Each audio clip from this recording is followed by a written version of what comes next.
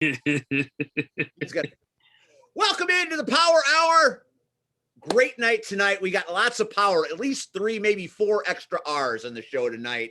I am Steve, of course. That is the urban sensation C.Red. And the man on our show tonight needs no introduction if you've watched wrestling in the last decade. You see him right now on NWA Powerrr or at CSW and many other local promotions. You've seen him on Impact. You've seen him everywhere. You've seen wrestling. It is all day. Mr. M80, half man, half amazing, 6'2" talent in a 5'2" world, Marshe Rockett. Yo. Thank you for that, Steve. Are you trying to give him the Willie name? No. Please don't. Willie wants to be Willie Drip Drip now, and I'm like, no, Willie. No, I'd rather him be that, because have you ever paid attention when somebody else announced his damn name? Like, they be like, here's the urban American dream. Then they got to take a breath. You know, Marshe has always been, acid jazz. It's a, damn, Willie, you got a book they got to read? What up, Shay? What up, baby? When I did the ring announcing for CSW a few months ago, I actually he didn't come out on time to his Marshe music because I was still reading the intro. I thought you were mad for a minute. I'm like, oh man, it screwed up his entrance. Oh my God. No. My entrance will never be as long as Willie. Like Red said, Willie's always had like a book. There was like, what is it? Usually like they say you get like a minute, 2 minutes max for your entrance. And we like, all right, that's plenty of time to dance, shake hands, and do that would be us. That would be us. But with Willie, we went a whole 5 minutes. I swear we went into match time. I was like, damn, we ain't gonna have nothing. Like, we gonna have to cut everything. Willie's got like the Apollo Creed entrance, where he's up with a top hat and he's on a throne and stuff. Anyway, Shay, I'm running this show tonight, baby. I have said all I need to say. C.Red, the floor is yours. Shay, what's good, baby? I ain't seen you, man. I mean, except for, post on social media, I mean, shit, I can't wake up in the morning without a damn positive ass quote from you. But I'm like, damn. We need those. Okay, Mr. Positivity. Then it's working, baby. We need more of it, man. You know how. Oh, I'm not knocking it. That's why I did. Yesterday was that one challenge that I didn't have a problem with saying what I liked about people, and I think a lot of people just gave me the feedback that they needed to hear that. And I'm just trying to make people smile. Okay, so I actually prepared for this interview, dude. So what? You did research? I didn't do research, but there was just some points I know I needed to come across. Oh, you didn't write it on the wrist, did you? No, and I even got your picture down here. See? Oh my God! Wow. It's like bullet points. Yeah. Did you laminate that? Did you laminate it? It looks. No, I started to. He was and have you sign it, but I got enough stuff, newspapers and stuff with us, dude. So the first thing that came to my mind. So Steve doesn't know this, but I'm sure I brought it up at some point. Mm-hmm. So first of all, I've always publicly said, and I've told you, but I have no problem with everybody here on the Genre Network, Chicagoland Championship Wrestling, and any of our fans that's watching, to publicly thank you, because without Marshe Rockett, there would be no C.Red. And people don't understand that my second day of training, I was ready to quit, and if you didn't come back and, encourage me to not quit and run that last block, because I'd have probably ran that block and ran my ass to my car and never would have went back. So I owe you for these magical 18, almost 19 years, dude. So again, there's no me without you. So I am forever in your debt. So I thank you. There's no thanks needed, brother. I told you we were going to go far. You just had to get over that hump. That's all that was. Nah, I had to put these down. So Yeah, you did, and you still doing it. I don't know why. I picked them back up, dude. Well, you ain't running no blocks no more. That's what it is. That's Thank God. Oh, you just sucking toes now. yeah. You. Hey, look, leave my personal life out of this. Can't wait till Anyway. 12. Can't wait. Anyway, so Shay, Steve doesn't understand the dynamics of practice. So we went to practice Tuesdays, Thursdays, and Saturdays. Yes. And some Sundays, but Sundays was like, yeah. Yeah. So there was a particular Tuesday that Abandon and Baltazar did not make it to practice. And me and you had to teach practice. Yeah. So you know where I'm going with this incident. So Steve, imagine here we are, and we're running practice. And I mean, really, Shay is like doing the physical part, and I'm trying to keep everybody, Actually, I'm sitting on the turnbuckles and I'm like, look, tighten the line up. Come on, y'all. I'm just motivating, right? And we had this guy, his name was Martin. And Marshe made him do leapfrog. And he kept messing up. So about the third one, he rolls out the ring. And we think he's going to the bathroom. So we're really focusing on everybody else. I noticed he walks around the ring and sits down. And then he proceeded to take something out of his bag, and you heard and I like slapped Marshe on the shoulder. Dude, do you see this? And Marshe was like, what? I said, dude, is he cracking a beer during practice?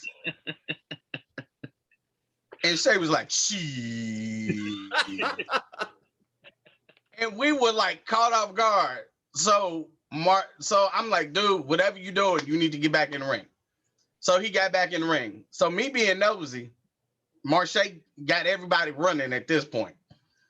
I go, look, he's got a 12-pack of Modelo's in his gym bag. I lost my shit. At least the quality was good. But dude, it was just the fact, like, you wouldn't do this if our regular trainers were there. And they just like saw. And you're gonna pull this shit tonight with us? Hey, you know what though? Now that I think about it, in hindsight, like years from now that you said it, like, I don't know. Because he was bold enough to do it more upfront, but we don't know if he did it before coming there, and that's why he was so bad when he came in. Like, no, he was just bad, dude. He was just bad. You don't. He was just bad. Like, he was just bad, dude. Steve does not get it. I'm a very obviously, you guys know, I'm a very positive person. Okay, the most positive.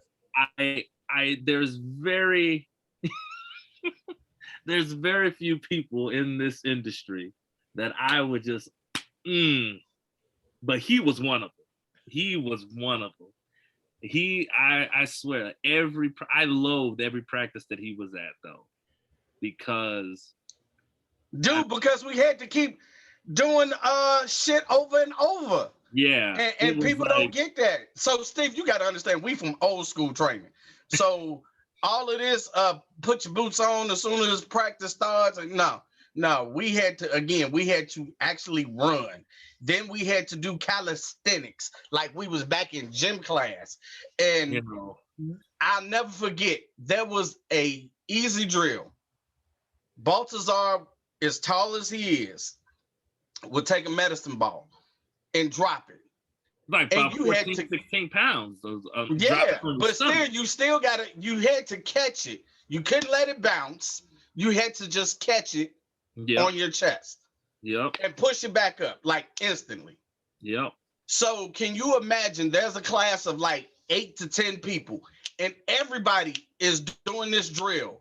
Nailing it. Like 10 reps. Everybody is bam, bam.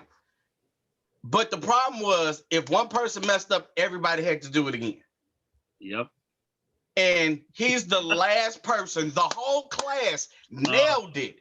And he missed And it. he can't get the shit right. And it was like, are you freaking kidding me? Dude, we used to beg Hunter Payne. Like, bro, let him go first. Let Martin go first. Because at first I was like trying to study the pattern. Because sometimes, Hunter Payne would do it randomly. Like, he'd just go like to different random people. It's like, okay. And then there was weeks, he would just go to the first person that was like on the right, on the person's right, closest to the wall. So then I tried to gather up, it would be like, it was C.Red, it was Isaiah, and be like, hey, we gonna go to the left. We're gonna put Martin's ass right here. And we're gonna try to force him to go. Because if we're gonna do it, like, let him get it over, let him mess up first. Right, let him mess up first, and then we can just push ourselves. But man, Hunter would always be like, nah, I'm gonna start over to the left. But he would always leave Martin last. And it wasn't that we disliked him at first. It was just like, at some point, it's like, come on, dude, like you gotta actually try, because I don't think he was even trying in the beginning. And this is like, dude, we doing all of this over because you messing up. So get your stuff together, get your head in the game, and let's do this. And he was just, I mean, on the calisthenics when we running, who I really felt bad for was Marco. Because Marco was the one who had to do the drills over with them, the moves of like running and doing the verticals and the leapfrogs, and the thing about it is that like old school mentality was that if you didn't do it right, or you weren't listening, you got like a clothesline, or you got a chop to something to that extent to motivate you. And no matter how many clotheslines and chops Martin took, he still wasn't getting it. And they would dumb it down and just do basic. And it still just wasn't clicking. And it was just like, and Marco would have, after doing it just once, Marco probably would have did that spot 100 times. And then we move on to the next thing. So Marco's already done the drills. He's blown up at this point. He ain't got nothing left to take. Yeah, he ain't got nothing left to take. I was just like, man, I feel so bad, Marco. And Steve, so you heard me, because you kind of mentioned it last week. So the show Battle of the Belts, where my father kind of like came out of his seat ready to whoop Psycho's butt. Some ass, yeah. So that same show, right? It's the Battle Royal, right? So everybody's lined up in back. And Martin and this other Hispanic guy, so they don't pay attention that I'm behind them, but I've got my back to them. And they're talking about, yeah, we're going to go in here and we're going to hurt everybody. You're going to hurt everybody. So I kindly took that information down the line, like, Shay. So the funny part is, as soon as that bell rang, like, you'd have thought I was a seasoned veteran, because I flew through everybody to get to him and his partner. Like, I didn't care who got in my way. I was set. Martin, this is payback. And his partner had jacked up my shoulder, which to this day is still jacked up.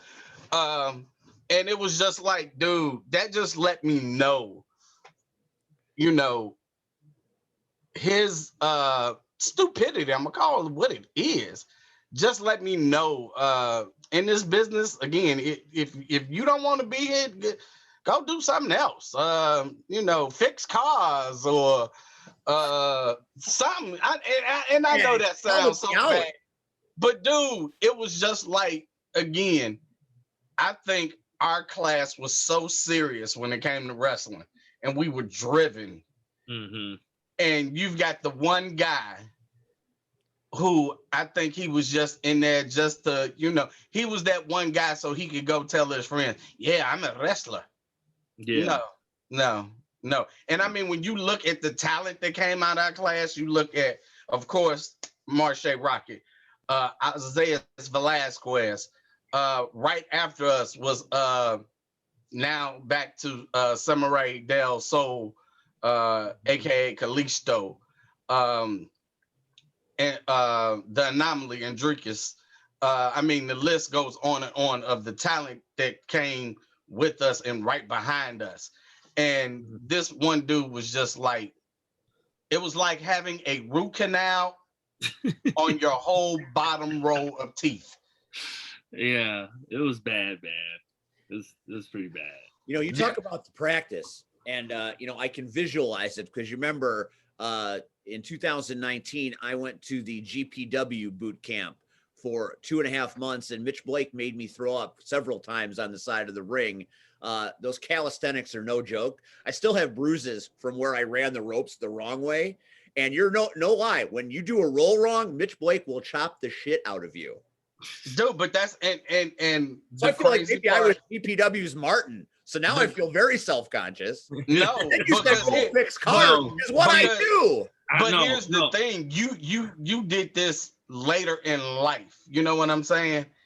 And I mean, never did you. I think you did it because you wanted a more experience of understanding what the boys go through. Absolutely. That way, when you do commentary, you kind of have a sense of really what they're going through. Martin was none of that.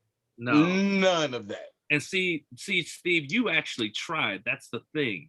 I know that no one ever is going to come out the gates and, be the Michael Jordan, be the Stone Cold, be the Rock, be the Shawn Michaels. You know what I mean?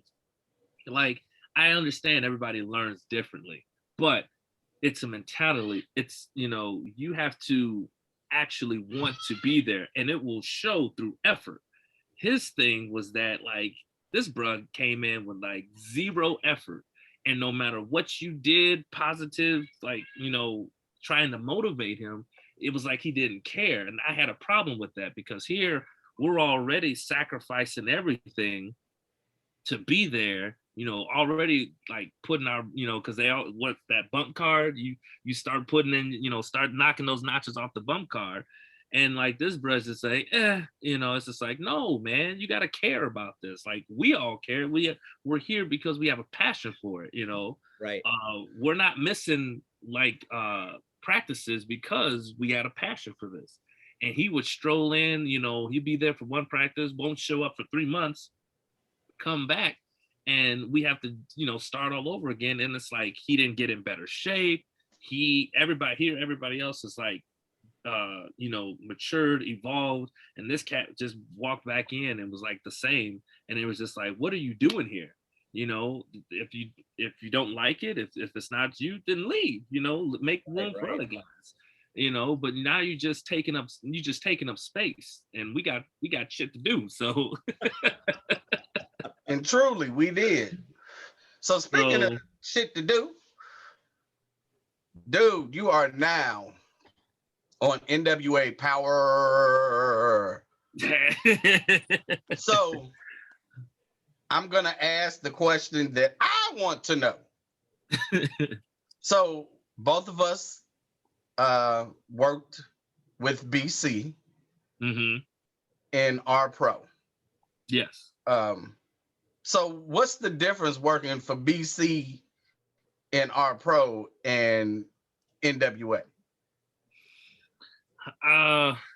Honestly, there really is no difference other than the fact that now it's just on a different scale. I think now that it's his, you can really see his creative genius at work, because I think when he was with the other owners at our pro, like, there was his ideas, but he also had to get input from them, because he had his people and they had theirs. And so it became like a big, like, you know, Your people talk to my people. yeah, type deal. You know, well, they were just like, well, what about our guys? And he was like, okay, so, you know, not to cause any like tension or heat. So, you know, it became like that. But now that he's got his own thing, like now he's got full range, full freedom.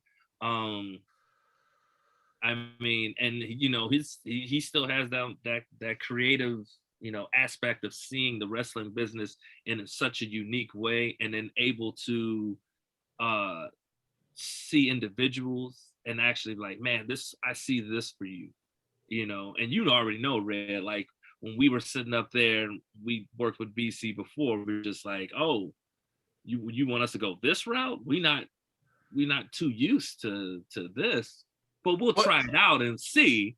You Well, know, I mean, I think that's because we did the 1 month, and when we first went in, we were heels. yeah, And then the next month we sit down with him, and he said, "Oh no, you guys are faces now."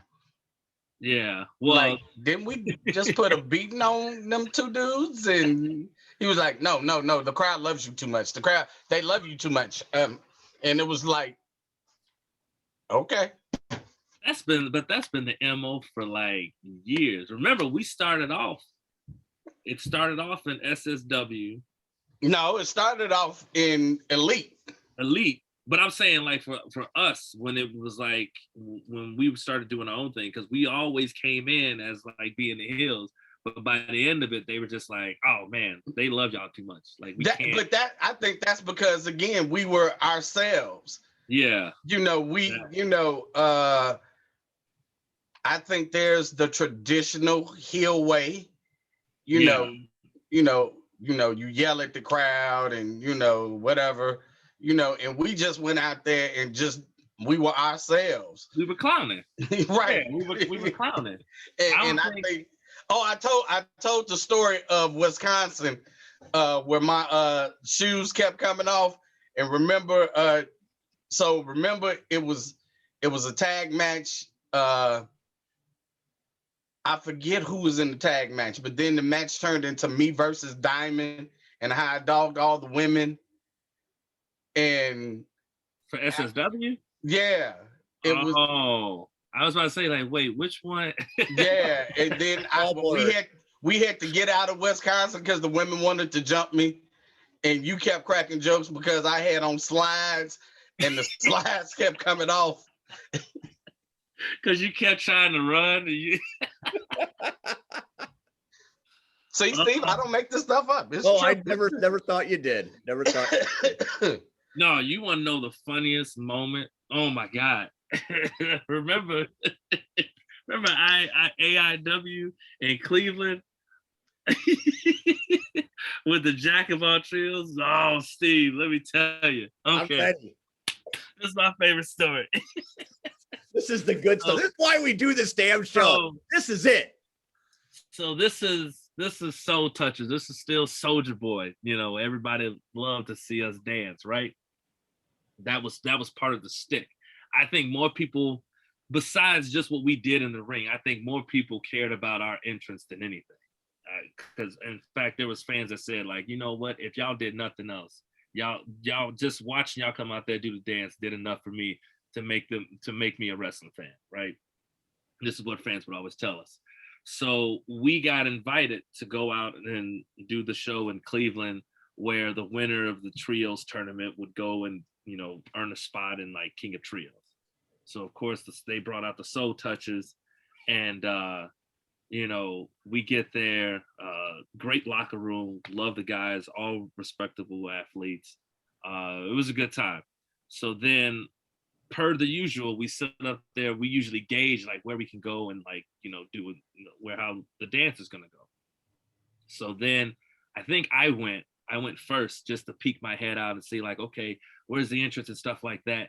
And I'm looking and I'm like, oh, like the stage that we were coming out of, I mean, it was a small stage. And obviously we weren't no small fry. I mean, it was 4 of us all getting ready to come out there. So I'm like, how in the world are we gonna do this? So then I came back. I told Red, I told Jazz, I said, Willie, I said, hey, man, that stage is small, bro. I don't know what y'all want to do, but I don't think we can sit up there and do the, the Soulja Boy dance out there. And of course, Mr. Showman, Mr. C.Red, is like, what you talking about? This what we do. This what we, this what they pay to see. And I was like, okay, well, they also didn't pay to see us, fall on our ass. Which is a certifiable fact that can happen because the stage. So he even tried to line us up and said, like, listen, this is how it can work. And he trying to walk us through the steps. He trying to walk us through the steps. And I even told him then, I said, Red, we can do this literally all day, but it's not, it's physics, brother. It just can't be done. We can walk down the ramp, we can do it there, but we shouldn't do it on a stage. And then after some convincing, Willie was like, Willie was always, Yeah, Willie, I think Willie just, well, why we gotta do the dance anyway? Because Willie, dude, as long as we did it, Willie danced one time, and that was our last time in Chikara in Philly. Yes. So Willie was all about that. Like, Willie was just like, well, then we ain't got to do the dance. And then it was like, no, we have to do the dance, but we just can't do it on this narrow stage. So then Jazz goes up there and he's like, man, let me go look at this. Jazz goes take a look at it. He's like, yo. He's like, yo, we can't do it on the stage. Okay. So that's two people, right? There's two people saying this. Of course, Willie, Willie gonna agree with anything. He don't want to dance anyway. So technically now there's three. Now all three of us on board. And C.Red is just, nah, y'all chicken, like whatever. So we sit up there, we get in line. How we gonna do this? Okay. So then music pops, and then Mr. Showman goes out first. And I always went out first. He hitting it hard. I mean, he getting the beats and everything like that, right? And so we slid out on the stage. Okay. Now, one part of the story I forgot. There's also a ramp, a very steep ramp. Okay, like that is steep. But we got on wrestling boots with grip, and he got on some. $500 shoes. Some red, nice crocodile shoes. Like, I mean, but they were brand new. They were brand new. Brand new, but it would still with some slide. You know what I'm saying? Like, you have to be on not on a steep surface, but a very flat surface. So, but I don't know if he forgot that he had them on, but he goes first, right? And as hard as he's hitting, the next thing you know is that all I saw was the shoes in the air. You hear the bang, and C.Red sliding down.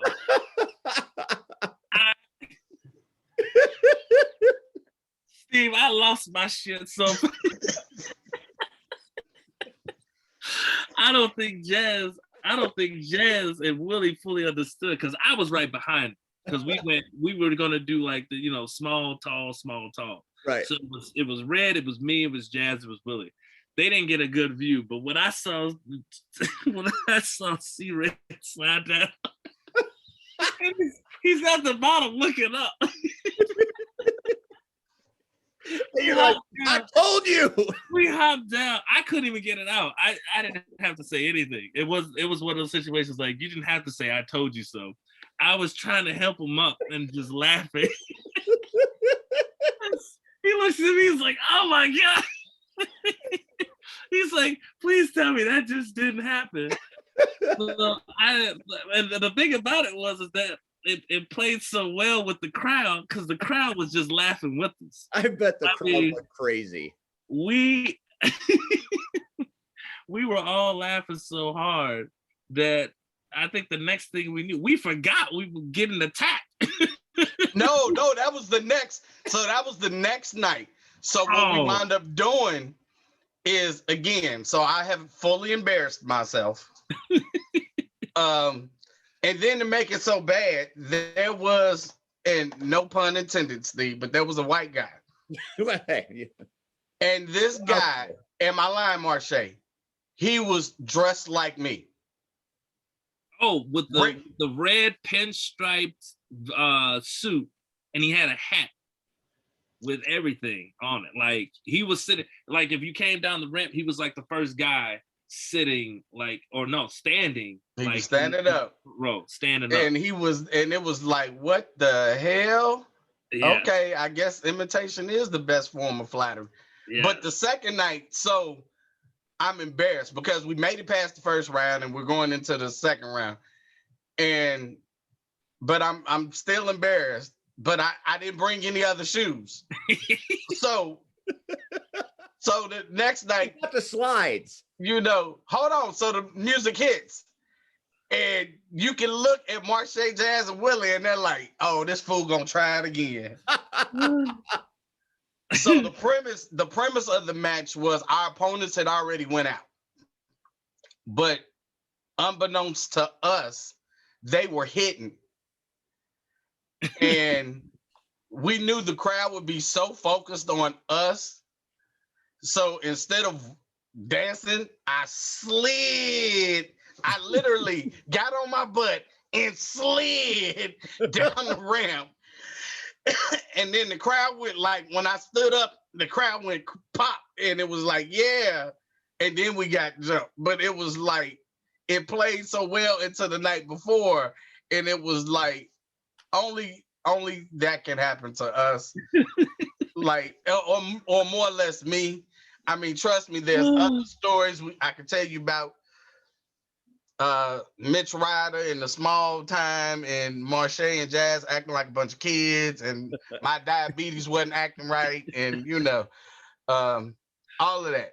But speaking of Jazz, Marshe, what's up with you and him?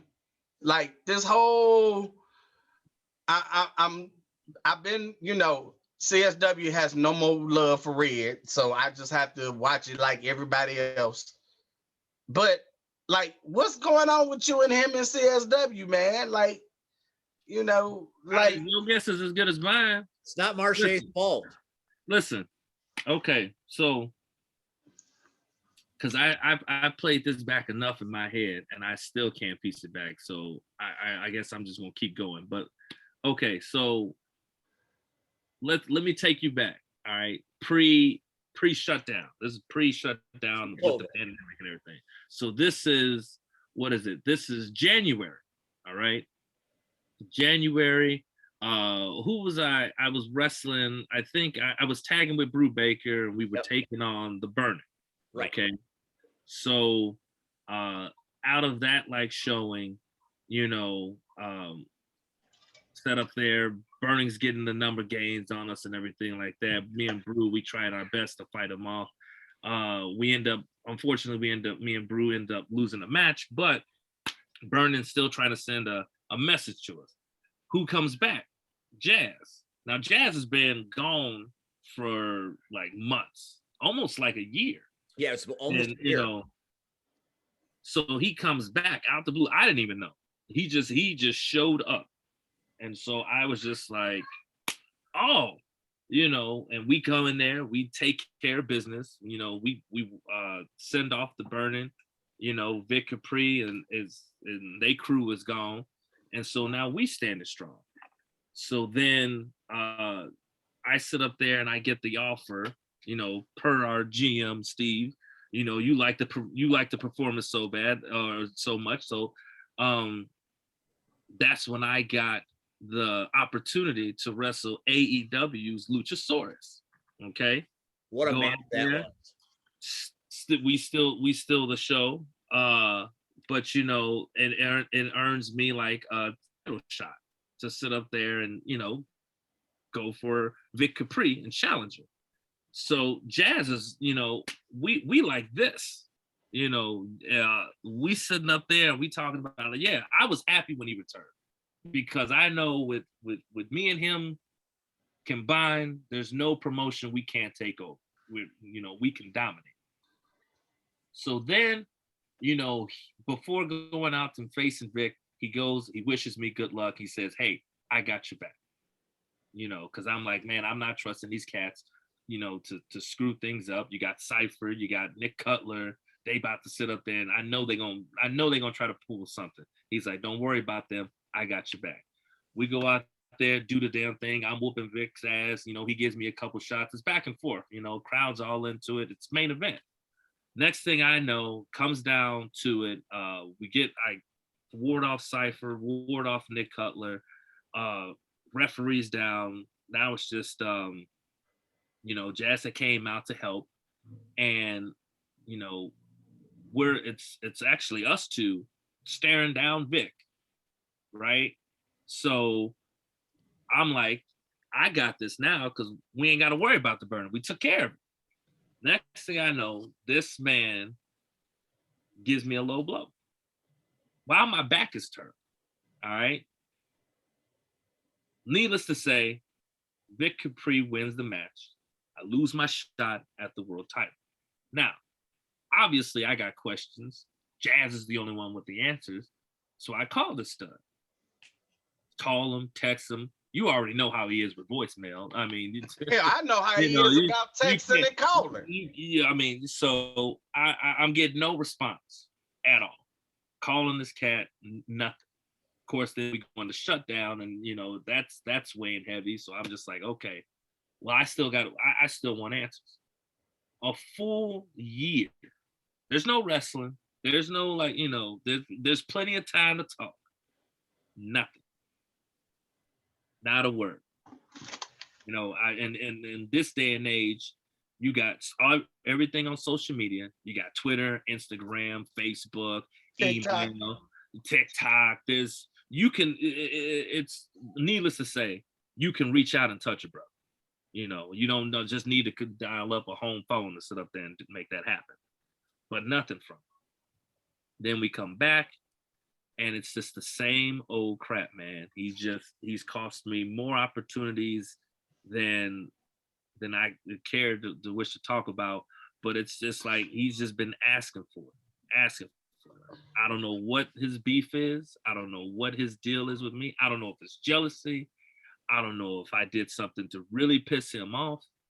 But it's been a long time coming because we've had this. You remember, Red? We've had disputes before. We've argued. That's what family does. But what he has done has gone beyond what just like normal argument. Like you cost me 3 championships. Three championship times. And I'll be honest with you, when we brought Jazz in, when we started the new year, I was named general manager. And the first thing I did is I reached out to Jazz. I want you here because I was beginning to funnel into touches. The ultimate goal was to reunite the band. Chicago wants to see it. Yeah. And then Jazz went crazy and it blew my plan out of the sky. Now I got Jazz costing the most popular superstar in CSW title opportunity after title opportunity. It's crazy. So and with no explanation. He hasn't come out. He hasn't told the fans. All the fans keep asking me like, "Oh, what's the deal, baby?" And it's just like I don't know. I honestly don't know. And at this point, I don't care. So, with that being said, I believe Mr. GM there, stroking his chinny chin, has made a match for the next CSW show. I believe the 21st with a vengeance. 21st, right? See, I'm on it. I'm on it. Look at those notes, laminated notes. PowerPoint. The date isn't on the show because I kind of just unfortunately it's a bad time for me next week. So but it's stuck with me. 5 years since my dad passed, so it's gonna be a rough week. But the 21st, you versus Jazz. Now, this isn't the first time, and it's actually funny. I watched footage today. Yes, I told you I did my Breaking research. down footage. What is going on here? IWA Mid-South, sir. Lethal Lottery. Oh my God. Oh, going deep. That's So- a deep undercover. And people did not grasp the That's concept. Johnny People- Wishbone deep undercover. So people didn't understand this was a legit shoot, Steve. Like this Yeah. wasn't rigged. Like they would pull names out of a hat. And whoever I love that though. Yeah, But dude, it was real. It but it wasn't was real. it wasn't gimmick. It wasn't okay, you know, you guys, you know, you're gonna be in the first, you know, match. This is the set. No, nobody could talk over Jack. Because you truly did not know. You didn't know who you were gonna face. They took a hat and you literally wrote down your name and put your name in the hat. And the next thing you know, once they pulled the names, they were playing the entrance music, and that was going to be your match, you know. And so the funny thing about it was that I was just like, I just jokingly now said, like, wouldn't it be funny if I ended up wrestling you, Jazz? Just like, you know, just for, you know, shits and giggles, because everybody before then was getting picked randomly. There's just like, oh, it's me and you tonight? All right. So it finally comes down. We sit up there and I think didn't we come out first? Yeah, me and you came out first.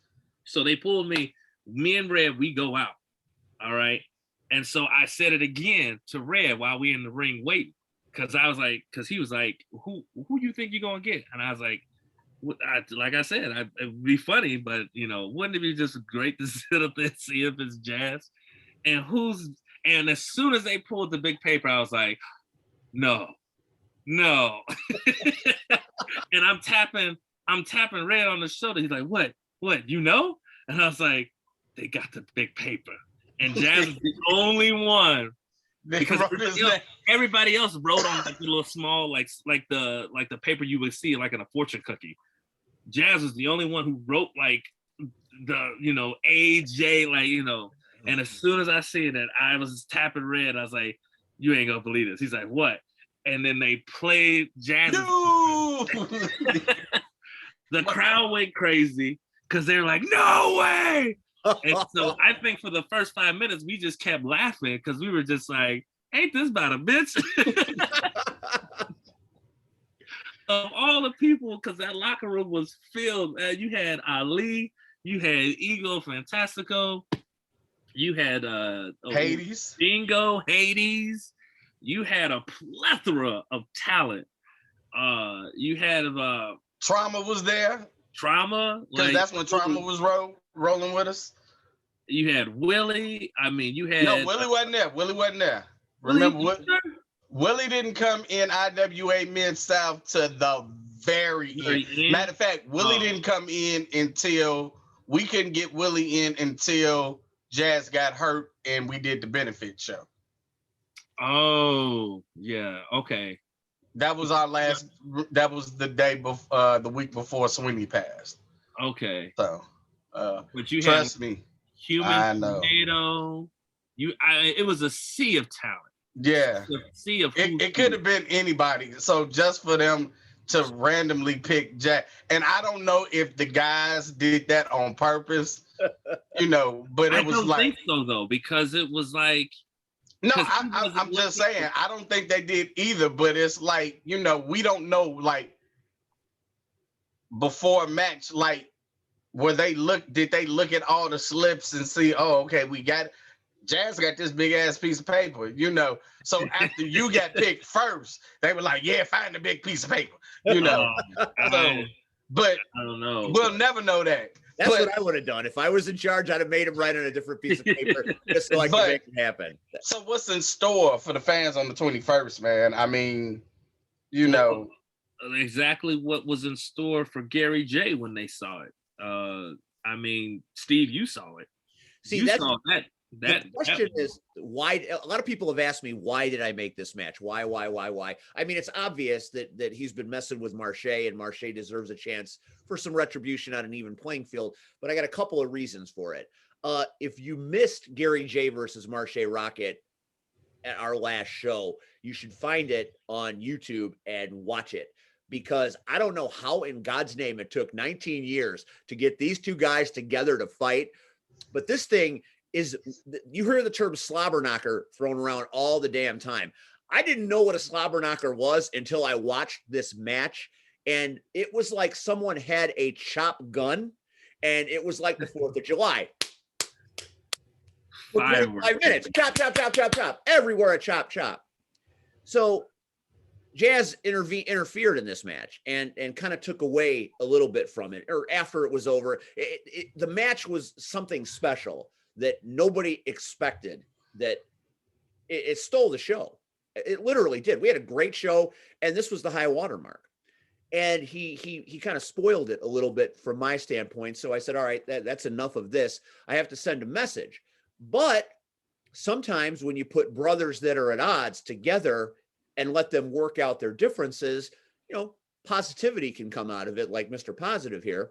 And maybe, just maybe, I can get this worked out so I can continue my plans of, eventually some kind of reunion. That's the ultimate goal here, but it's not going to happen until I can get everybody back on the same page. And Marshe, 3 title shots got cost, 3 by the same guy. I mean, you've been in this business a long time. Anybody cost you 3 title shots before in your life? No, you're gonna have to kill somebody. So I gotta take that match. There's been times where I've been cost big title shots, but those were people that I wasn't as close with as I am with Jazz. Like, just walking off the street, a lot of people think that Jazz and I are brothers. No doubt. Like you couldn't tell us apart. Like that's how tight we've been, in the business. People just think like, oh, they're just a tag team. The whole point of us working as well as we do is because we have that bond, that Triple H and, Shawn Michaels, that type of brotherly bond. I've seen it in action. So that's why, when this all started, like, it hurt, man. Like, I was just like, I would expect that from like a Vic Capri or, a Nick Cutler, hell, in the past, I've expected it from Brubaker. There's people that, once they've shown you a little bit of that little snake side that, you come to expect that, like, oh, okay, I see where you come from. Jazz, no, never got that from. Like, if we argue and, families, we disagree, we don't always agree on everything, but we come back, it's still the whole family thing, but this time around, it's different. It's different. And this time, like, he did everything with a smile on his face. Like, he enjoyed it. It's true. He enjoyed watching me, be humiliated, suffering, putting me through, like, it's playtime for him. And it's just like, dog, what are you doing? So if he asking for a fight, if he wants an ass whooping, then fine, that's what he's gonna get. That's point blank. So wow. on the 21st, ain't no creeping, ain't no more playing, ain't no more hiding, no more to running. He don't have to come out after my match. He don't have to wait till I'm distracted, because now I'm gonna be in one corner, Jazz gonna be in the other corner, and we just gonna hash this out. Woo! Not gonna want to miss this. It's sold out, but it's gonna be everything you think it's gonna be, and probably much, much more. Yeah. So speaking of brothers, Steve's favorite group in the whole wide world, Tribunal. So this Saturday, you've got Paragon. Yeah, buddy. And then not today makes a month away, you face Chris Moore. What is your thought process on both 2/3 of the Tribunal in Paragon and Chris Moore. I mean, you're facing them a month apart.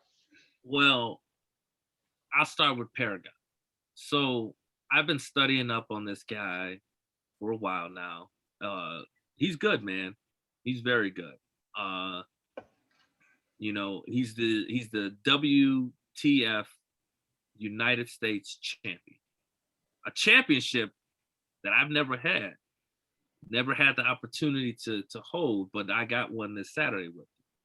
So as good as Paragon is, I'm gonna have to show him why I'm better, because he's already made his intentions clear. You know, he in a playful, in his own playful way, he says, "What is it? You know, he's gonna show me another one that's gonna see doves cry. You know, he's gonna make me the real kicker is he said he was gonna make me tap out, Red. And all of the years that you have known me, that we've been doing this thing, I've been pinned. Yes, I will admit that. Have you ever once seen this hand, other than chopping flesh? Have you ever seen this hand slap the mat to say, "I give up. I give up. I can't take it. I give up"? I can honestly say no. Never. And we've been through it all. I've been in the ring from, you know, wrestling icons, legends, superstars, hell, monsters. Not one has made me go to the point where I gotta tap out. I can't hang on there. But that's what Paragon says he's going to do this Saturday. Now I give him credit.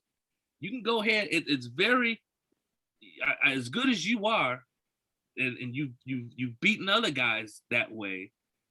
It's not for me. It's not for me. He can tell himself that he's blue in the face from his purpleness, but it's not gonna happen. This Saturday, I'm gonna become the new United States champion, and then a month from now, I'm gonna step into the ring with Chris Moore. Now, this is another cat who has let his intentions be known that he is hungry for success and he is hungry for respect. Cool. Very cool. I too am that very same way, still to this day. At my expense, hail to the no. Hail to the no. He can come in there, he can make a ton of videos with him clapping, saying my name, saying that he's the big dog on campus, saying that he's gonna run through me. I've heard it a million times. But each time I've heard it, I just said, show me what you got. And 9 times out of 10, they get cut down with an M80. They looking up at the lights and they hearing these 3 little words they didn't think they were gonna hear. But I let them know, Marshe all day. Okay. So, Marshe, you gotta take care of business this Saturday, because I have a wager with Paragon. He called me out on social media, and I said exactly what you said. I said he's gonna chop the purple rain right out of your asshole. And good. Okay, so he already knows. Hey, I'm playing this for my students tomorrow. Don't. I'm sorry, students. Stay in school. Don't do drugs. The point is, if you don't beat him, I have to have him back on this show, and I have to publicly apologize for doubting him. I have to say that Paragon is a better wrestler than Marshe Rockett, and I have to call him a god. And I have to do this publicly. And I don't want to do any of it. I mean, if you lose, I'll say, okay, Marshe lost. It happens every now and again. But ain't no way I'm saying Paragon is better than Marshe Rockett, and I ain't calling him no god. There's only one God in heaven, Lord and Savior. I might not be the most religious man, but I know that man, that purple guy, is no God. And he's going to see this, and he's going to start crap. And I'm pretty sure he's stalking me anyway. Haven't proven it yet, but that I'm going to find out about. That's your fault. Stirring the pot. Not my fault. Not my fault. Your fault. There's no way Anyway, to beat Marshe Rockett. It's we got a guess. dynamics. We got a guess. Oh my God. Anyway, so speaking of Chicagoland Championship Wrestling, there is John Bullard, being the genius he is, has partnered up with GAW. And if I'm correct, Steve, remind me, I'm getting old. You are one half of the GAW Tag Team Champions, along with Bryce Benjamin, correct? Yes, correct. And in August, right, Steve? For the first time ever, ladies and gentlemen, on American soil, the GAW Tag Team Champions, Marshe All Day Rockett and Bryce. Woo! The Bryce is right. The Bryce is right. Is that what he's calling himself? I don't know. Hey, that's one hell of a t-shirt, man. That's gold mine. Are defending the tag team titles against an opponent yet to be determined, but will be determined on June 12th. A lot of implications. Any particular team you want to face, or anybody you looking forward to? I mean, is it only strictly for Chicagoland, or is this like outside too? Like, you know, is it like an open challenge? Ain't nobody told me nothing, so I'm just, you know, I believe it's whoever. I guess he's gonna pick the winners come June 12th. Is that correct, Steve? Like I said, it's still very hush hush. Not a lot of people know about this. This is something that is the all the inner workings of what this is going to happen and what's going to transpire are to be determined. The enormity of the fact that this title is being defended on American soil is the big part, and the fact that Marshe and Bryce, who as a tag team are elite in my opinion, and the fact that they're going to be working at a CCW show together is a broadcaster's dream. It is a dream, and it's super exciting. And it just assures another sellout. I mean, we can't keep tickets for these shows because they're too damn good, and we're going to blow up Amazon Prime. It's inevitable because you can't harness this kind of athletic competition. It's otherworldly. Well, whoever it is, it might even. Oh, come on, man. Nah. Saying.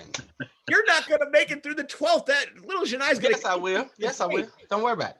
Don't worry. You can put those quotes someplace very uncomfortable. Don't worry about it. Anyway, in your mouth.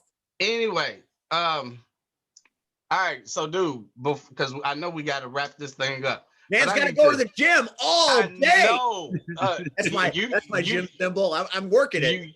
You need to be He's kicking my ass. Anyway. I'm getting there. I'm gonna have those Marshe guns someday. Yeah, after you're 6 feet. It's like a Make-A-Wish at this point. Hey, dude, seriously. So we've known each other for 18 years. I got so much love for you. It's ridiculous. He tells but it how every time.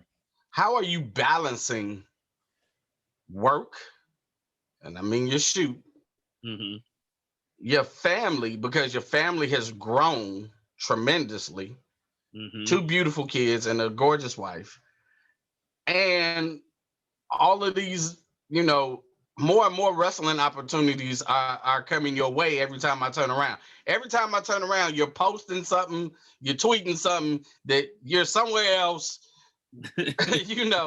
So I mean, dude, how are you finding balance, dude, in all of that? He's married to Wonder Woman. Dude, his wife, and I can say that publicly, is a sweetheart. Known her since the day they started dating, and he has married a wonderful woman. And here's the crazy part: in this business, marriages fall. Yes. Like, they don't stand good, because I my personal opinion, I believe spouses don't understand, even though you tell them and you show them that this is your passion, this is, this is what keeps you going. Some don't look at it that way, and some in the beginning it's, oh, I support you, I'm there for you, but then you miss this event, you miss that event, and after a while it becomes old, and either they're just fed up or infidelity or whatever, so Marshe has a gem in his wife. But dude, how are you doing it? Because most people couldn't do it. Most people just, I mean, again, shoot, family. Think about it. You got to get ready and go to the gym now, and then track, coaching track. He's been coaching track since I've known him. Oh my God, let's not even get that started. This dude has literally come from track meets to shows, and you're like I got a Marshe. We're second. Where are you at? Dude, I'm on my way. I'll be there in 5 minutes. The track meet ran long. I'm on my way. It's like, oh my God. And he literally runs in the building. And you thought he was running track. Rips off his pants. Ta-da! It's like, oh, okay, well, all right. So how you doing it, dude? Man, let me tell you, it ain't easy. God, it's not easy. That whole but success is not easy, man. Like, if you want to be successful, you gotta put yourself in uncomfortable situations. You gotta be able to tolerate and deal with the pressure that's gonna come with it. And I mean, Red, you already made a great point, like, of the gem I have, like, it's all about the wife. Like, it's that whole tag team type. I got great partners in the ring, but there's nobody that compares to the tag team partner I got at home, because when I sit up there and I have all of my stuff that I'm dealing with, and I know my schedule's busy, like, she's taking that load that I have to, like, sit down and, like, listen, I got to deal with this. And she's like, I got it. Go do what you got to do. And then to have that trust that she takes care of it, that she helps out, does everything in her ability to, keep things flowing so we don't miss a step. Like, it's, that's rare, very rare. And I think, and I thank her every day for it. That's why I always make sure that Mother's Day is so good. But it's just because when it might sound cliche and everything, but, like, I am truly, truly, truly blessed, man. I keep waiting for the other shoe to drop, but I really do. I keep waiting. I was like, it can't be this good. Like, it can't be, like, this opportunity is just, or it just can't be, like, something's gonna happen. But you know why and I'm not trying to cut you off, but you know why it's that good? Because you are. Oh, thanks, man. I'd have messed up a lot in my life. And a lot of it, a lot of it, but I look at you and it's crazy. I'm the older one, but I have to look at you and say to myself, there's still hope, because Marshe has never missed a beat. Marshe has never strayed from the path. Marshe is one of the best humans I know. So you know, it's that old adage, you know, you attract what you give off. Mm-hmm. So, and remember, I was there before her. Yeah. Yeah. So you know where I'm going with that, right? So, it was only inevitable that all the love that you give to people, and again, I have no problem saying it. You know, you've got great parents that, guess what? They raised the superstar before he became a superstar. And it's only, again, inevitable that that's the kind of person you attracted. So not only did you attract that person, as Flash Harris said 2 weekends ago, you had to lock it down. Yeah. Yeah, I was there for that. Woo. I love Flash. And you guys have again, like you said, you guys are the best tag team there is. So dude, I tip my hat, proverbial hat, to you and her. You guys are making it work. And I'm proud for you and proud of you. So Thank you. So there's no rapid fire tonight because, dude, you have been on this show. We have no more damn names. But I did want to ask you this, and it came from watching.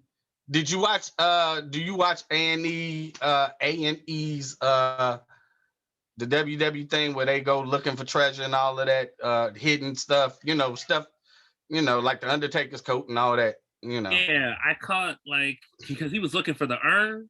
Yeah, well, they found the urn. And so, did you watch this past week? No, I didn't get a chance. Our boy was on there. Paulie. Vito. Yeah, Vito. Shut up. He was? Yeah. But he had something with Booker T's. I don't remember what. No, he didn't have Booker T's. So Booker T wanted to find Junkyard Dog's ring-worn collar, and Vito had it. So. Really? Yeah. Which is a cool story because his grandfather had it, and when his grandfather passed, grandma decided when him and Brandon decided to start wrestling, she gave it to Vito and said, she believed it was in good hands. So oh, wow.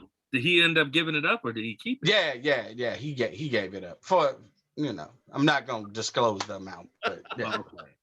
But one thing from wrestling that means everything to you, like right now. So like for me, it used to be remember my custom red boots with the C on them? Yeah. Yeah, and then the house fire, and then that went to hell. So yeah, that was a sign, wasn't it? But those boots meant everything to me. I remember how upset you were. It would have saved you the night on the slippery ramp. That's what And the crazy part, like Marshe saw my room. Marshe knows what the man cave looked like, and the boots had nothing like. And I let all of that go, and I learned a valuable lesson. But anyway, one thing. If somebody came in and said you can only take one thing from your wrestling career with you, what would it be? Oh, that would be all of my friends that I made. Dude, I'm talking about physical things, dude. Physical, tangible. Physical. What? Y'all physical? Are you not physical? Are you not? Are you not matter? We can go into a science lecture if you want to. The shoot job, so let us count how much time do we really got. Where the board at? Look, I do enough Zoom all day long. But okay. So besides the friends you made, seriously, like Marshe memorabilia, I think is where he's going. It don't even have to be Marshe memorabilia. It could be somebody gave him something. I mean, I don't know, What I'm trying to, because now I gotta search. This is the one question. I knew you wouldn't have an answer. What happens when you have laminated notes? It's When you come prepared. I have to say, because we've been given stuff over the years, but like now, what was? Oh my God. No answer. Don't worry, Marshe. You can take all day to think about it. Well, because because I'm trying. He wasn't prepared for this. I'm trying to think if it was one thing that I had to take.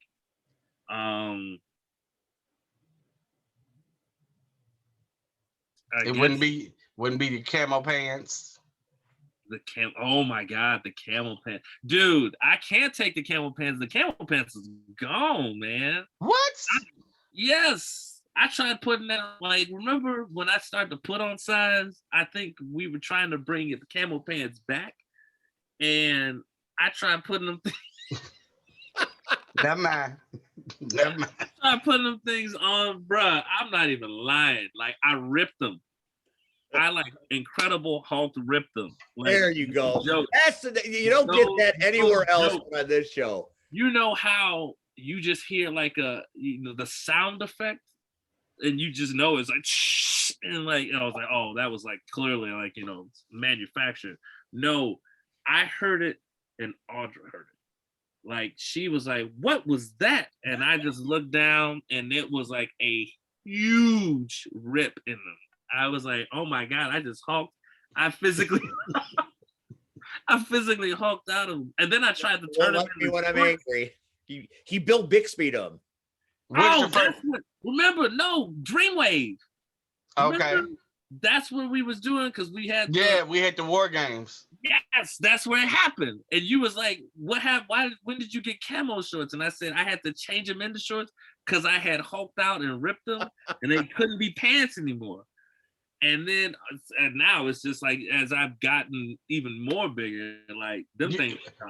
And that was before I turned on you and joined Ali. I think that was like when we did that was before I turned on you. That was because I turned on you in the cage. Everybody turns on everybody at some point. So, dude, but again, me and Vic talked about this. Dude, that was the best time ever. Having that food fight. That's what Vic said. Vic was on this show. Vic Capri on this show was talking all about the food fight. Like, dude, tell me that wasn't the best. I've never seen. I didn't know Vic Capri had teeth. I've never seen Vic Capri smile. And it was real Thanksgiving food.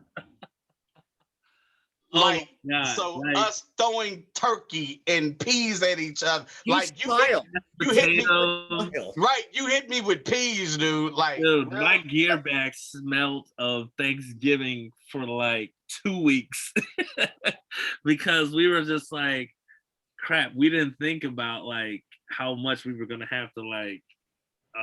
But no, think about it. Jay told us bring old clothes, like clothes we did. No, I'm saying, but so we should have known from that. Like, don't bring, what besides what we're wearing and what we have to wrestle in that night, bring old clothes. We should have known from that statement alone. Oh man, we were gonna do something stupid. And oh my God. And like I said, for me, that's up there for me because I still remember standing in the ring and like, cause y'all had already made it to the floor. I still remember standing in the ring and here comes a Madden, here comes Austin Roberts storming back up again. And Brew Bakers is like, oh yeah, you want some more? And I was like, Brew, what you doing? He picked up the giant turkey. I was like, Brew, what you doing? Oh, don't throw it. Because the fans had become because remember, we didn't have guardrails. Dreamwave did not have guardrails. No. At the time. So no, not that. I think the sides. No. Yeah, we did. It depends on the show. No, that one we didn't. We didn't use the guardrails. No, we didn't use the guardrails because fans kept coming. They kept standing up and they kept getting into action. And I think at one point I was just like, we gotta contain it in the ring, because they were just, they were all into it as well. So I'm just like, shoot, they're getting involved. And you just know it's gonna take that one guy, that one person that's not paying attention, and they just gonna get hit with something or catch an elbow. Something bad can happen from this. But needless to say, Brubaker takes this 20-pound turkey and launches it into the sea. Now the lights are dimmed. And all of Revolution is in black shirts. And needless to say, they're in a black darkened area. So Austin he's coming towards us. And I'm like, bro, you just launched a 20-pound turkey into the black abyss. We don't know who the hell that's going to hit. Because it seemed like anytime there was a dive, a fan was getting hurt. You remember when he came down and the promoter would sit up there and be like, guys, if you're gonna dive, that's fine, but keep it, avoid the fans. They're getting hurt. Let security get into position first. Yeah, tell security. But so he just launched this fucking turkey, and I don't know, through the grace of God, I just see it hit Austin Roberts in the shoulder and he goes down. In a way, I was laughing because that was funny, but there was a calm of relief, because I was just like, oh my God, that could have gone way bad. That is all we need, is to say a fan got hit in the head with a 20-pound turkey at a wrestling show. But no, that was definitely only in this business can that happen. Where's your first boots at? Your black patent leathers. Oh, you mean one with the mouth on them? I think I might still have those. I think. Or I set up there. I do have those. Do you remember those, the ones when I wore Special Forces? It was the green one. I still got those. Okay. But they still got the lip on that one too. Because remember, I was terrible with boots. I set up there. I'd be running the rope so fast. Steve, you don't understand. I went through pro wrestling boots like most people go through gym shoes. And those things are expensive. I had to buy a set of them. I'm like, what are they making these things out of? No matter what I did, I tried to change how I ran in them. I tried to change, but they would get worn down. I was like, Sonic the Hedgehog in that damn thing. Them damn things. I started going to somebody turned me on. They said, instead of buying whole new boots, why don't you just take to a boot maker? Man, he can just resole them. So I tried doing that. Man, he was making a killing off of me. He was like, "You back again?" And I was like, "Man, I was spending more money I was making instead of getting my boots fixed." I'm like, this don't make a damn lick of sense. I'm going out there putting my body on the line to try to make some money, but that's gonna go right back into my boots because it keeps going out on me. So, my favorite, the one thing I would take is our newspaper article. Which one? Jesse, I forget what Jesse, I don't know if it was about Dreamwave or Chikara, but the article was me and you. It was just a picture of me and you. Yeah. That was Elite. Oh, that was Elite. Okay. Yeah, because I had the do-rag. Yeah. Wasn't that World of Wheels? It might have been. It's upstairs. It's laminated. It's upstairs. It's put in a safe spot.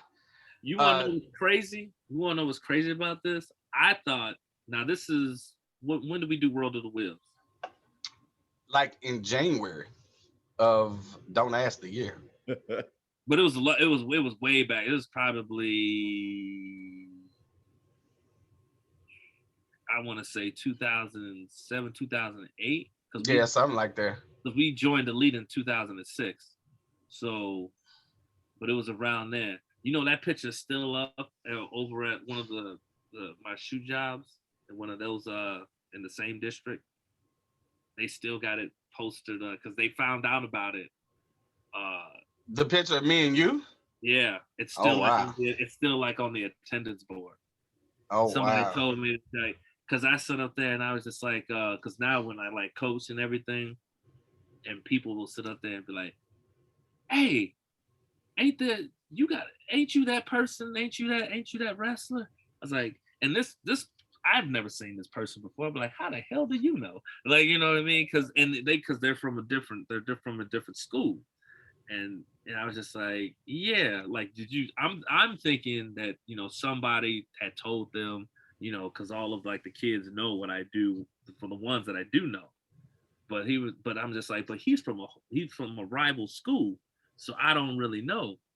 But he was like, yeah, you and like I think it was like your manager, and y'all were posing like this. And when he said that, I was just like, there was only one place that I had seen it at, because like the staff members had set up there and they were just like, oh, well, we didn't know you had did this, because that's how the word got around that I was even wrestling.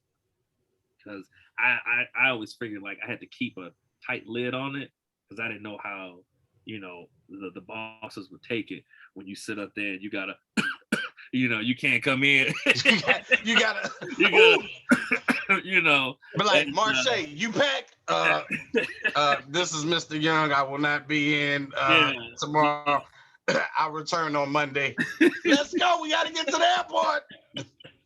You know, so when they set up there and saw that, I was just like, oh, they done found out. I don't know how I'm gonna play it up now. It's like, so, but they cut it out, and they cut out the whole article. It's like, this is great. And then, like, you know, parents would come in there and see it, and they'd be like, you know, they got all this other stuff on the board. It's like, that's very random. Like, what is this all about? And they, to this day, they boast about, oh yeah, one of our staff members, you know, he goes and he does this on the weekend. Like, what? Like, but it's still up there, dog. I was like, oh wow.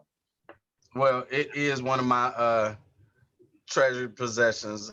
Like I said, I did have it laminated, and eventually it will go into a frame. I've got other pictures of us from newspaper articles, but that one was special because it was. I don't know why they chose that picture for that article, but it was like, oh, okay. I'm not gonna complain. So, Steve, any final words? Yeah, you know what? I'm going to make this quick because I know Marshe's got a lot to do and I don't want to take up any more of his time. I've known him for 8 years now, and he's one of the only people in this industry that has never let me down. He comes on shows very without warning, without a lot of notice, and he always gives 110%. And doesn't know me from Adam back at the beginning, and still comes on and does a great job. And that's something that I'll always be grateful for. When I had my time at GPW in 2019, when Mitch was absentee owner, and me and Nubby were trying to, limp us through to the finish line. He gave us a lot of support and did a lot of things I don't think he really wanted to do, but still was a great showman and helped us out of a bad spot. I've never seen someone in the locker room that is so congenial to everybody, whether it was GPW, CSW, wherever I've worked with him. He talks to everyone and stays late to make sure he gets to talk to everyone, imparts wisdom to the rookies, cuts it up with the vets, just makes the show better, makes all the fans feel welcome. And, I'm tired of Marshe Rockett being the best kept secret in the Midwest. So I'm so thankful that you're on NWA Powerrr now. And I'm hoping that leads to even bigger things and even better things, because of all the people I've met in the 8 years I've been doing this, I've never met somebody that has the class, maybe with C.Red, with the exception of C.Red, because he's been great to me too. But you guys, maybe it was something in the soul touches, just the class you guys have, the professionalism you guys have, and the kindness that's in your souls is just not something that this business has a lot of. It has meant a lot to me over the years. And I'm going to tell one real quick story. I was kind of Mitch Blake's guy, and I was starting to come to CSW. I wasn't really doing much. I was managing here and there, and I was just kind of going for the experience. And it was one of the last shows at that place. Why can't I think of the name? It's the one with the upstairs bar. Edison EPI. Park Edison Inn. Park. One of CSW's last shows at EPI, and I had never been there before. And I'm not sure where to go, and I'm kind of walking in my suit. It's 120 degrees outside, and I'm kind of nervous because I'd never met anybody at CSW. I knew a few people from GPW, and I'm walking, and I'm kind of confused. And all of a sudden, I hear, "Hey!" And I look, and it's Marshe, and he's pulling up. He's got a suitcase. He's like, "Where are you going?" And I'm like, "I'm going here." He's like, "What are you doing here?" And I'm like, "Well, I'm with Mitch." "Oh, you're gonna work the show tonight?" And I'm like, "Well, I'm just gonna kind of look around." He's like, "Oh, well, follow me. I'll show you where it is." And he kind of walked me in, and made sure I was okay. He didn't really know me from anybody in those days, but he reached out. He could see that I was a little bit lost, and he made sure I was okay. And I've seen him do it many, many times. And it's a classy person that reaches out to people they don't know very well and makes them feel welcome and makes them feel comfortable. And it's been a pleasure to have shows with you and to work with you and to watch you do the amazing things you do for all these years. I never take it for granted. I'm always appreciative. And, like I said, I'm always going to be your biggest booster online and share all of your shit. So, thank you again for being on our show. Thank you for always coming back. We could have 7 hours, and I'll never tire of listening to you and Red tell your stories, because I'm gonna dine on him sliding on his ass over feet. Oh man, that was like my natural life. We got man. See, if this is like an all day thing, like we got stories. Yeah, we got stories. We've got stories. We're bringing Marshe back as soon as his schedule allows. So I was gonna say we need a part 2. We need to write a book. First of all, dude, I think you, Steve, am I right or wrong? Marshe hands down wins for most appearances on. This is on my shows since I started doing them in 2018. This is Marshe's 7th appearance. His 7th appearance. You're like Tom Hanks on SNL. I should get you a jacket. But again, I love it. I appreciate it every time. I will never not want to have you on this show. And we could write a book. We're all about the stories and all about the entertainment. And you and Red could write a novel about entertainment and stories, and they're all great. And the people don't deserve to hear them sometimes, but you guys give them up anyway. We give them up anyway. Which Dude, is you know what? Because it's crazy. You talked about Marshe being it's Marshe, but I kind of think you hit it on the head. That's what made this group as special as it was, and still is, that the fact that you had 4 unique personalities, and we didn't bump heads. We didn't always agree. Let's just keep that honest. We didn't always agree, but we always, again, we looked at each other like family, and we were able to say, okay, what should we do? And I've always told the story about, the second time we went to Philly, and, how, I sold all the merch, and then I gave the profits, to the boys. And I don't ever say that because to pat myself on the back, but that's what these guys meant to me. Because if there was no them, there was no us, then I couldn't have done that. And I felt it was only right. And I think, that shows what we mean to each other. That's why I hate to see what's going to happen on the 21st. I can't be there. Back in line. I need the soul touch. I can't be there. I can't be there. So I can't, me calling Jazz is like me calling this damn microphone. Papa Red needs to come in and watch it. It's no answer. Willie then lost his damn mind, want to be Willie Drip Drip. So you trying to get, and actually that is one of the questions.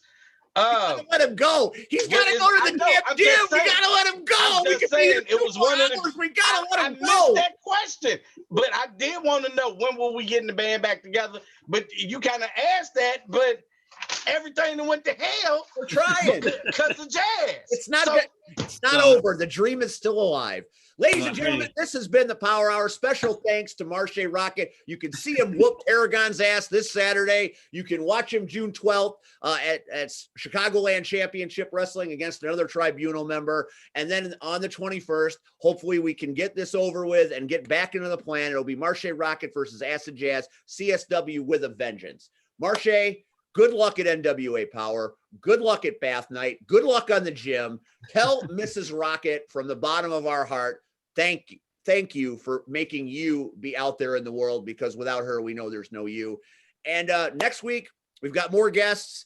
We got C.Red's favorite guest. It's Big Business Levi and Jack Johnson next week. So bullshit. That's why we're having another special guest. The ARC will be on next week. We will rebut what was said last night.